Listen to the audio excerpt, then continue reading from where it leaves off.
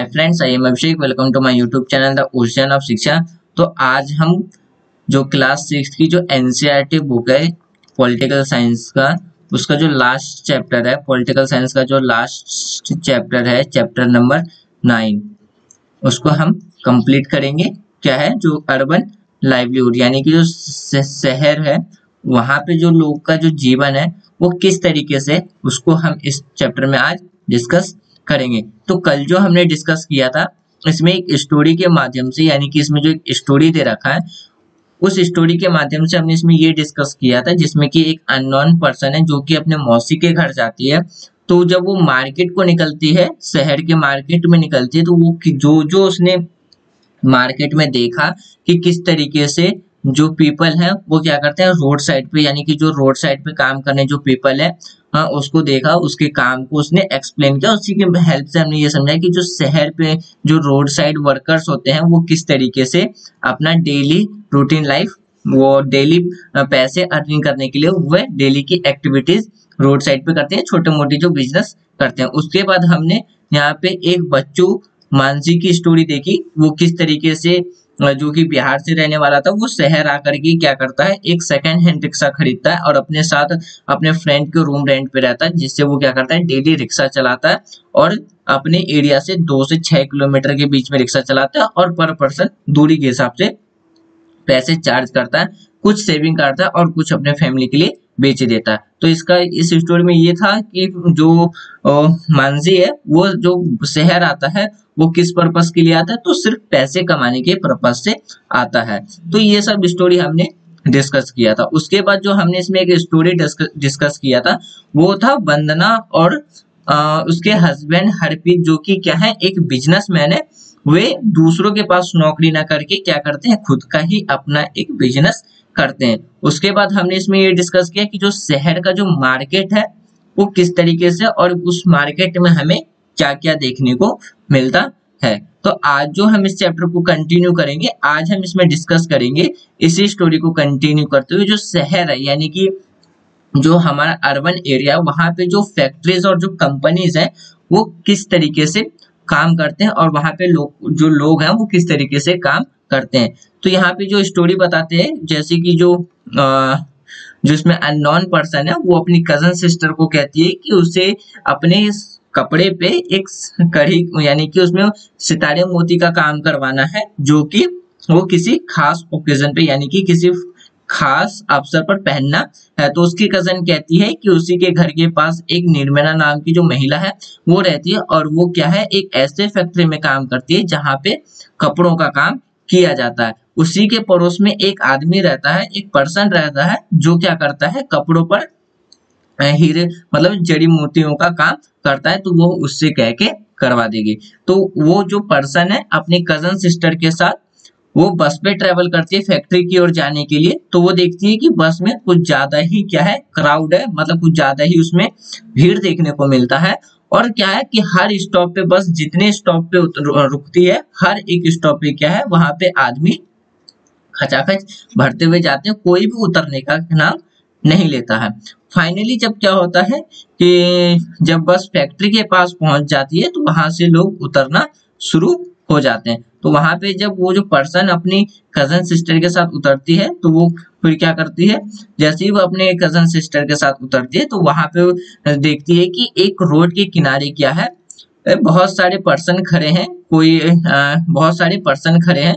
तो वो उनको समझाती है कि ये जो इसको क्या बोलते हैं, उसको लेबर चौक, यानी कि इसे लेबर चौक कहते हैं, जहाँ पे बहुत सारे पर्सन खड़े।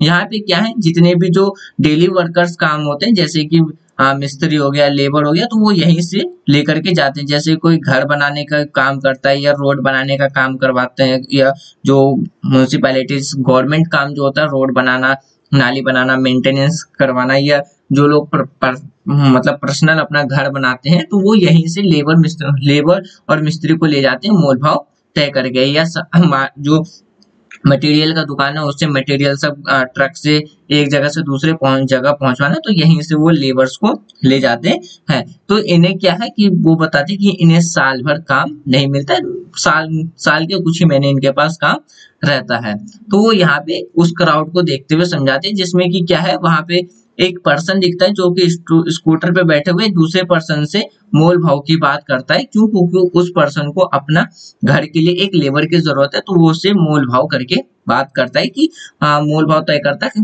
अपना काम करवाने के लिए। तो वही चीज जो उसकी कजन, जो अननोन पर्सन की जो कजन सिस्टर है, वो उसको समझाती है।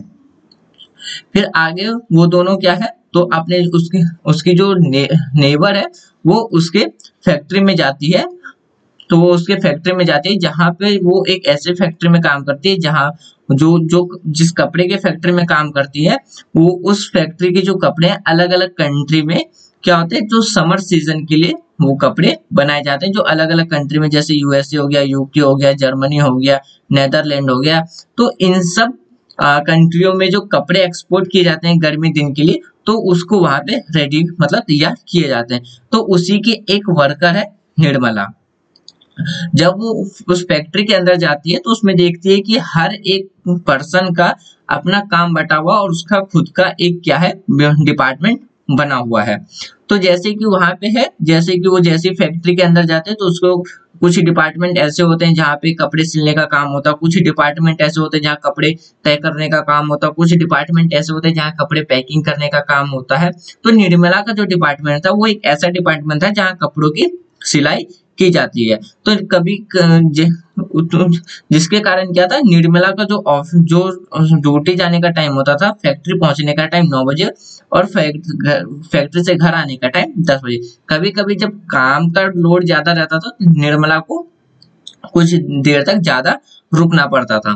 तो निर्मला को जो सैलरी मिलता था वो पर डे का 80 रुपए मिलता था, और जो एक्स्ट्रा काम होता था तो उसके बदले उसे 40 रुपए एक्स्ट्रा मिलता था उन फैक्ट्री के वर्कर्स को। तो यहाँ पे एक चीज बताने की कोशिश की गई है, जो अर्बन एरिया में जो वो लोग जॉब के लिए जाते हैं, काम करने के लिए जाते हैं, तो यहाँ पे लोग दो तरीके के काम करते हैं।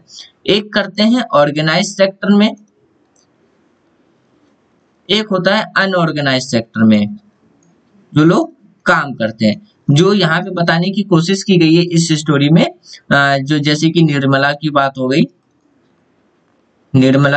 गई, या लेबर्स की अगर हम बात करें, लेबर्स या मिस्त्री की बात करें, तो ये ऐसे वर्कर हैं जिन्हें क्या है, जो अनऑर्गेनाइज सेक्टर में काम करते हैं, जिनको साल भर काम करने का कोई भी मौका, मतलब उनकी नौकरी की कोई भी फिक्स नहीं है। वो आज है तो कल उन्हें उनकी नौकरी से हटा दिया जाएगा। क्यों? क्योंकि जो निर्मला जिस फैक्ट्री में काम करती है, उस फैक्ट्री में तभी निर्मला को काम मिलता है, और निर्मला जैसे वर्कर को तभी काम मिलता है जब उस फैक्ट्री में काम ज्यादा आता है, यानी कि उस फैक्ट्री के पास कपड़े बनाने की जो डिमांड होती है वो ज्यादा आती है, और वर्कर जब कम पड़ जाते हैं तो ऐसी स्थिति में क्या है, निर्मला जैसे वर्कर को और बुलाया जाता है काम करने के लिए, जो कि महीने के कुछ ही साल के कुछ ही महीने काम करते हैं। उसके बाद क्या है, तो उन्हें दोबारा से हटा दिया जाएगा, जैसे कि उसमें निर्मला भी शामिल होगी।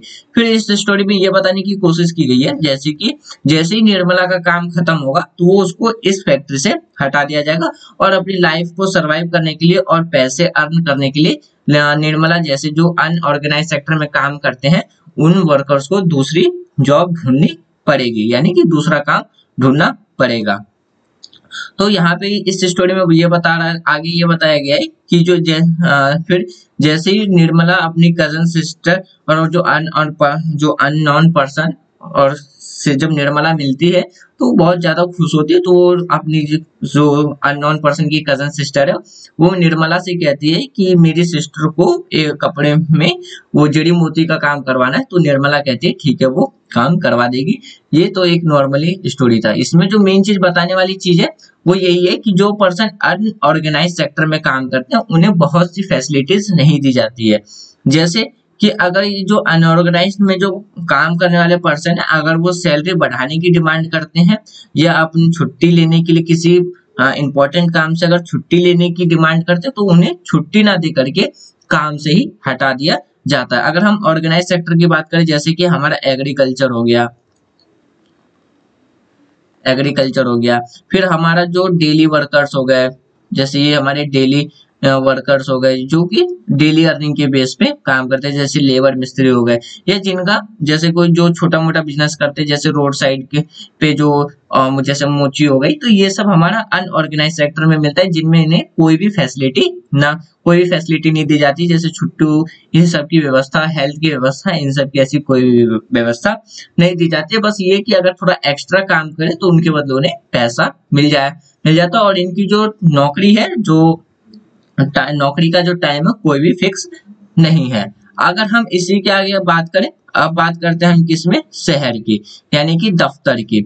हम जो जो जैसे कि यहाँ पे उसकी ने अपनी एक स्टोरी बताई है कि जो अननोन पर्सन की जो मौसी है वो क्या करती है, एक ऐसे विभाग में काम करती है जहाँ पे क्या है, अगर हम बात करें किसकी, फैक्ट्री की, तो वो जैसे कि मैं एक कपड़े पर जरी का काम करवा, ये तो फैक्ट्री वाली बात हो गई। अगर हम बात करें किसकी, तो शहर में जो ऑफिस होते हैं, यानी कि जो कंपनियां होती हैं, तो उसमें क्या है कि जैसे जिसमें अननोन पर्सन है, ठीक है, उसकी जो मौसी है वो क्या करती है, एक जो सुधा विपणन प्रवर्तक, यानी एक ही मॉस्केटिक मैनेजर है, यानी कि जो निर्मला की जो मौसी है वो एक फैक्ट्री में, माने तो वो क्या है, जो निर्मला की जो मौसी है वो क्या है, वो मार्केटिंग मैनेजर है, यानी कि जो निर्मला की जो मौसी है वो क्या है, एक मार्केटिंग ऑफिसर है, जिनका जो काम करने का टाइम क्या है वो फिक्स है। जैसे कि जो ऑर्गेनाइज सेक्टर, जैसे कि जो ऑर्गेनाइज सेक्टर के जो वर्कर्स होते हैं, ऑर्गेनाइज सेक्टर के जो वर्कर होते हैं उनका एक काम करने का ड्यूरेशन फिक्स रहता है, जब जिसमें कि वो सिर्फ 8 घंटे ही काम करते हैं। उनको वीक में 2 छुट्टियां और भी अलग अलग फैसिलिटी, जैसे कि हेल्थ की फैसिलिटी हो गई, जब रिटायरमेंट के बाद पेंशन की फैसिलिटी हो गई, प्रॉपर छुट्टी की फैसिलिटी, ये सारी फैसिलिटी किसमें, एक ऑर्गेनाइज सेक्टर में दी जाती है।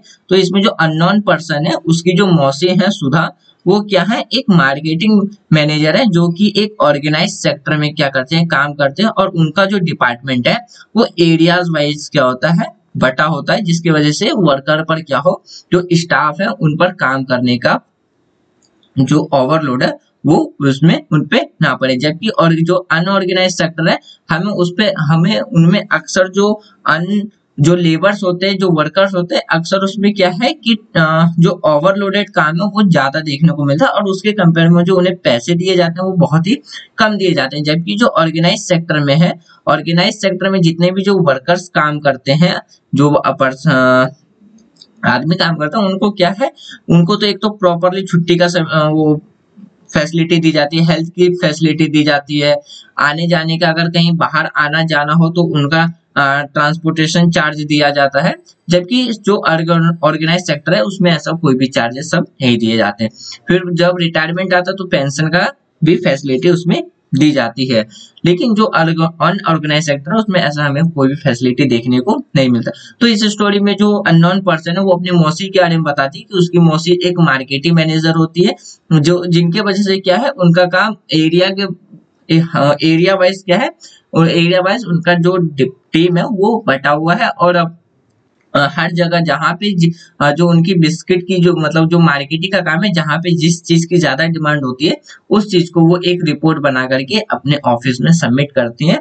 और फिर अगर किसी काम से उन्हें बाहर जाना पड़ता है तो वो क्या करती हैं, तो जो भी उनका बाहर आने जाने का जो खर्चा है वो क्या है, तो कंपनी उनका पेमेंट करती है। जैसे कि जो अननोन पर्सन की जो आंटी है, वो जो मार्केट मैनेजर है वो किसमें है, एक बिस्किट मैन्युफैक्चर की फैक्ट्री में है, जहाँ पे क्या है, उन्हें 50 सेल्समैन के जो कि अलग अलग पार्ट में रहते हैं, तो उनसे वो मिलने के लिए उन्हें अलग अलग जगहों पे जाना पड़ता है, मतलब सिटी के अलग अलग जगह पर जाना पड़ता है। और जितने भी जो शॉपकीपर्स हैं उनसे पेमेंट कलेक्ट करके, और उससे वो क्या करते हैं, पेमेंट कलेक्ट करती हैं। और जो उनकी जो सिटी है वो क्या है, 6 रीजन्स में क्या है डिवाइडेड की गई है, जिनमें वो क्या करते हैं, तो सप्ताह में एक बार मिलती हैं। और जिस चीज मतलब जितनी बिस्किट की डिमांड होती है उसका एक रिपोर्ट बना करके वो क्या करते हैं, अपने फैक्ट्री में जाकर जमा कर देती हैं।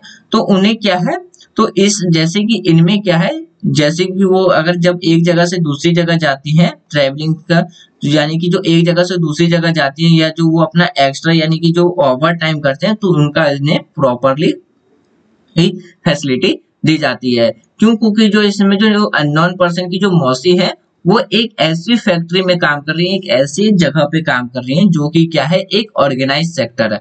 यानी कि उनकी मौसी की जो फैक्ट्री है वो क्या है, एक ऑर्गेनाइज सेक्टर के अंदर में आ रही है, जिसकी वजह से उन्हें क्या है, एक प्रॉपरली फैसिलिटी दी जा रही है। जैसे कि वीक में 2 छुट्टी, और जो एक्स्ट्रा टाइम जो काम करती है, यानी कि वो जो लेट वर्क काम करती है उनका प्रॉपरली उनका पेमेंट देना।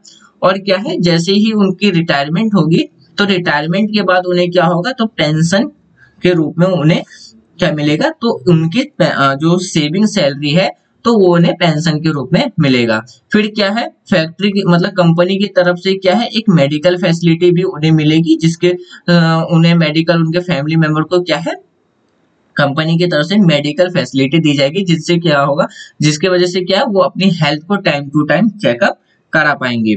उसके बाद क्या है, उन्हें प्रॉपरली छुट्टियां दी जाएगी। मतलब जो भी ऑर्गेनाइज सेक्टर वाले, जो भी ऑर्गेनाइज सेक्टर कंपनी है वो क्या करती है, अपने वर्कर को वीक के 2 दिन वो क्या करते हैं, छुट्टी देते हैं। मोस्टली हमारी कंट्री में सैटरडे संडे ये 2 दिन छुट्टी रहती है, जो कि जो भी ऑर्गेनाइज सेक्टर के वर्कर होते हैं।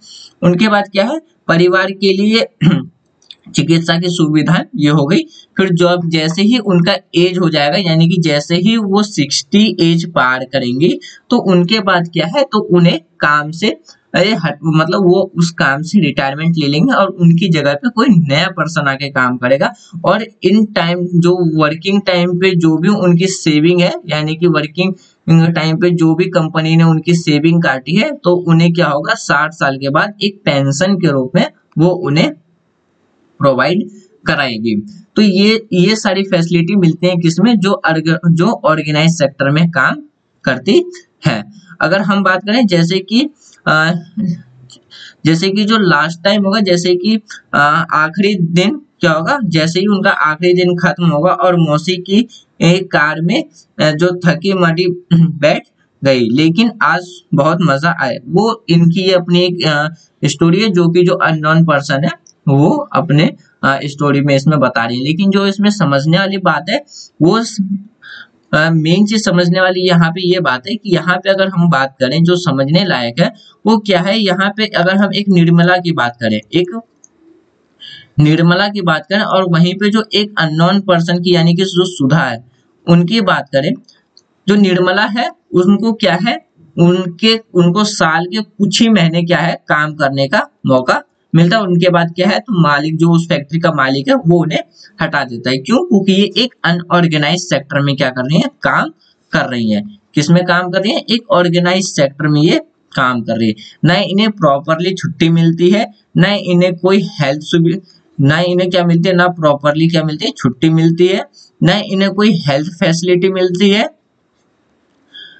और जैसे ही इनका काम खत्म होता है तो फैक्ट्री से इन्हें हटा दिया जाता है। तो बदले में निर्मला को क्या है, अदर जॉब्स क्या करना है, अदर काम ढूंढना पड़ता है। वहीं पे जो सुधा है, उनका क्या है, एक टाइम ड्यूरेशन फिक्स है कि इतने दिन तक इन्हें काम करना है। दूसरा क्या है, जैसे अगर ये बीमार पड़ेंगी तो कंपनी इन्हें क्या करेंगी, एक हेल्थ फैसिलिटी प्रोवाइड कराएंगी। फिर क्या है, अगर कंपनी की तरफ से सुधा बाहर जाती है, अलग अलग जगहों पर जाती है, तो इन्हें एक ट्रैवलिंग चार्जेस भी मिलता है, यानी कि ट्रैवलिंग करने के लिए क्या मिलता है, इन्हें पैसे मिलते हैं। अगर ये अपना लेट वर्क यानी कि ओवर टाइम करते हैं तो इन्हें ओवर टाइम करने का एक्स्ट्रा और अच्छा पैसा मिलता है। फिर क्या है, इनकी फैमिली और इनके लिए क्या है, पेंशन की सुविधा है, और प्रॉपरली इन्हें छुट्टी, ये अपने अधिकार के लिए मांग कर सकते हैं। क्यों? क्योंकि ये एक ऑर्गेनाइज सेक्टर में काम कर रही, जबकि निर्मला जो है उनका काम मतलब जो कि एक मिनट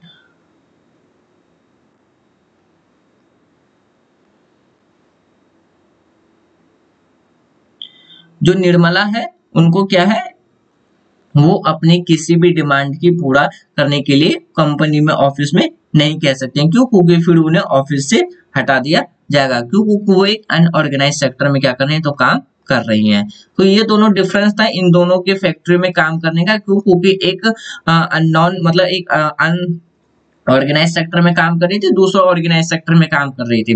जो सुधा ऑर्गेनाइज सेक्टर में काम करने के लिए बहुत सारे फैसिलिटीज का फायदा उठा रही थी, जबकि जो सुधा है उसके पास ऐसी कोई भी फैसिलिटी नहीं थी। तो मुझे उम्मीद है कि आपको ये चैप्टर प्रॉपरली समझ में आ गया होगा कि जो एक शहर है वहां पे जो लोगों का जीवन है वो किस तरीके से वो अपने जीवन को जीते हैं और वो आखिर शहर आते क्यों हैं। जैसे कि हमने उसमें मंजू की जो स्टोरी, जो रिक्शा वाला मंजू है उसकी स्टोरी समझे, तो वो शहर इसीलिए आया ही था ताकि वो अपनी फैमिली के लिए पैसा कमा सके और अपनी फैमिली को भेज सके। जो रोड साइड वर्कर है उसको हमने देखा था किस तरीके के वो डेली लाइफ में अलग अलग प्रॉब्लम्स फेस करते हैं। किसी दिन अर्निंग होती है तो किसी दिन अर्निंग नहीं होती है। जैसे कि अगर हम एक लाइफ एग्जांपल बात करें, जो अर्बन एरिया है, अर्बन एरिया की जो अगर हम लाइफ की बात करें, जब हमारे कंट्री में 2019 और 20 में जो लॉकडाउन लगा था तो इसमें जो सबसे ज्यादा जो इफेक्ट पड़ा था वो किस पे पड़ा था, तो जो सबसे ज्यादा नेगेटिव इफेक्ट पड़ा था वो था जो रोड साइड जो वर्कर्स थे या जो जिनका डेली अर्निंग वाले जो वर्कर्स थे तो उनकी लाइफ पे पड़ा था। तो इस चैप्टर को यहाँ पे ये देने का मतलब यही था कि हम ये समझ सकें कि जो अर्बन लाइफ की जो पीपल्स होते हैं जो कि अनऑर्गेनाइज सेक्टर में काम करते हैं तो कितने सारे उन्हें प्रॉब्लम्स फेस करने पड़ते हैं। और वहीं पे अगर जो बिजनेसमैन है तो वो किस तरीके से, मतलब शहर में हमें बहुत सारे बिजनेसमैन भी देखने को मिल जाते हैं, जैसे कि हम हरप्रीत और वो वंदना जैसे जो दो बिजनेसमैन है, अगर हम उसकी बात करें तो ऐसे भी बिजनेसमैन हमें कहाँ देखने को मिलते हैं, तो शहर में ही देखने को मिलते हैं। फिर क्या है कि शहर में हमें क्या देखने को मिलते हैं, जो शहर है शहर में हमें हर तरीके के लोग देखने को मिलते हैं। Poor person, middle class, upper middle class, rich, businessman, हर तरीके के लोग हमें अर्बन शहर में देखने को मिलते हैं। जैसे कि जो वो थी जो अननोन पर्सन की जो मौसी है, वो जो फैक्ट्री में जिस फैक्ट्री में काम करते हैं वो एक ऑर्गेनाइज्ड फैक्ट्री होने की वजह से क्या है उनके पास अलग अलग फैसिलिटीज अवेलेबल थी, जिनकी वजह से क्या है वो शहर में आकर के अपनी लाइफ को इजीली एंजॉय कर रही थी। तो मुझे उम्मीद है कि आपको ये चैप्टर समझ में आ गया होगा, और कोई डाउट हो तो आप कमेंट बॉक्स में लिख दीजिएगा, मैं उसको नेक्स्ट क्लास की वीडियो में कंप्लीट कर दूंगा। तो आज की वीडियो में हमने जो क्लास 6 है उसकी जो पॉलिटिकल है उसको कंप्लीट कर लिया, और कल से जो हमारी वीडियो स्टार्ट होगी वो क्लास 7 की फर्स्ट चैप्टर होगा, वो भी पॉलिटिकल साइंस का। तो thanks for watching friends, take care, जय हिंद।